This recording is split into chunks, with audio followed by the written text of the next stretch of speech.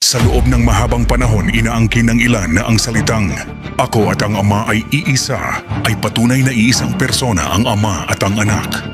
Ngunit sa orihinal na wika, may nakatagong katotohanang matagal nang hindi napapansin. Ang ginamit na salita ni Jesus ay hen, hindi heis. Hindi ito masculine. Hindi ito tumutukoy sa persona. Ito ay neuter, kahulugan, pagkakaisa. Sa konteksto ng Juan 10, hindi siya nagbibilang ng Diyos. Ipinapakita niya ang iisang layunin nila ng Ama, ang ingatan ng mga tupa, ang iligtas ang kanyang bayan. Sa panalangin ni Jesus sa Juan 7:20, piniling niya na ang mga alagad ay maging iisa, gaya ng kanyang pagkakaisa sa Ama.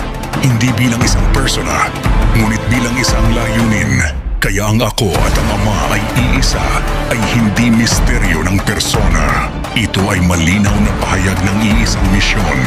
Hen, pagkakaisa, hindi persona. Ito ang tunay na kahulugan ng pahayag ni Jesus.